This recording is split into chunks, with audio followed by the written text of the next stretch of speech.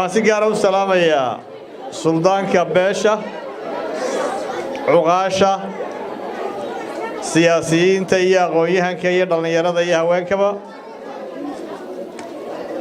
waxa kale salaamaya marti sharafta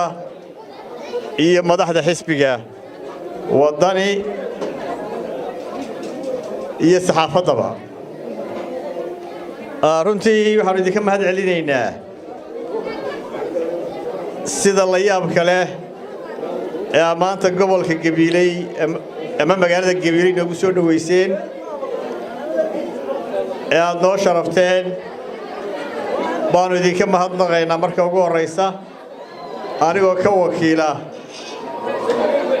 madaxda xisbiga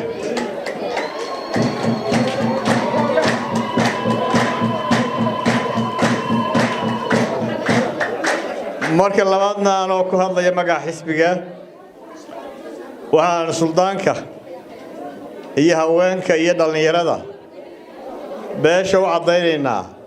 inaan idinka guddoonay Ismaaciil Daahir Axmed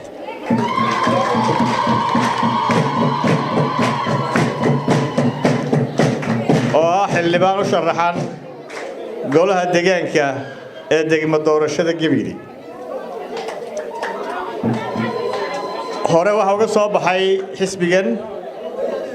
xildhibaan Cali Shiine oo hadda xilka ku wareejinaya Ismaaciil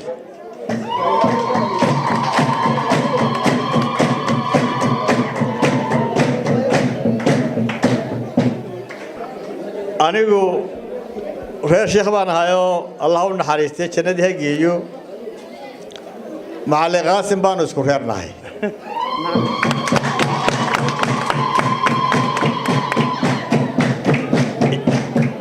iyo Shuayb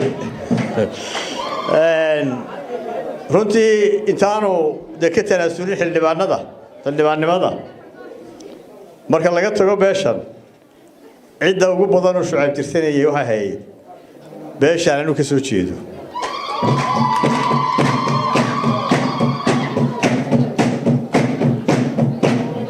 hal dooro badan baa Soomaaliland ka dhashay beeshan oo Maxamed Saalax yaani ka mid yahay waa beel aad loo garanayo haddaan ahayn beesha ugu fac weyn beelaha Soomaalida sheegta dhamaantood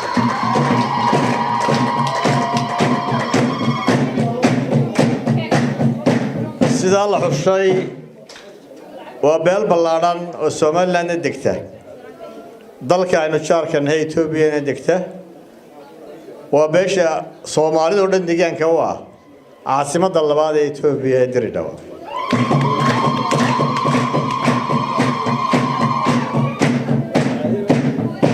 واتينا نتوقع كتير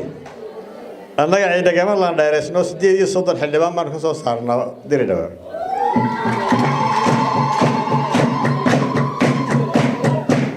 وعلى ما بيل صار كرت دي صوت الحلبان إننا نشرين وحن إلهي وقرر شيء حلبان كا أدي هذا السوشيال رحدين إن إلهي هو شوفه ذي مركورين إن إلهي يقوليه إن إلهي حل كنا وفضيه وأنه ويارجع ولكن ويارجع نفسه كشيء إنه خبير كوي هاي شغل الدولة ده حاسة ووحيه هذا كسر شقيي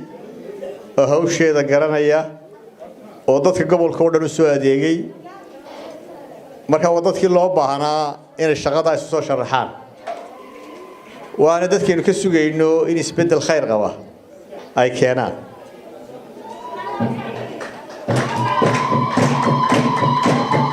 وحانو كالسوني بحكو قواه ما دام دي حلبان كي ورا سو صارتين كان لينا سو صار يسان هدي الله يلاه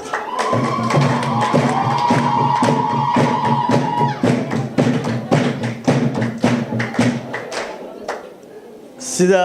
وحمر جكو كفتمينه واسكول مقعينو اسكول لمايه غرغوريه وداني هدي الله كدغو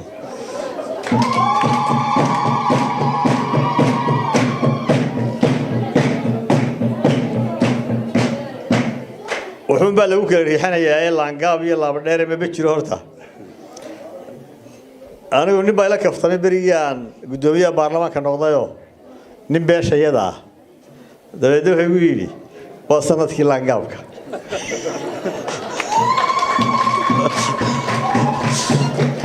marka kafta kuu iska jiraya wala isriixayaaye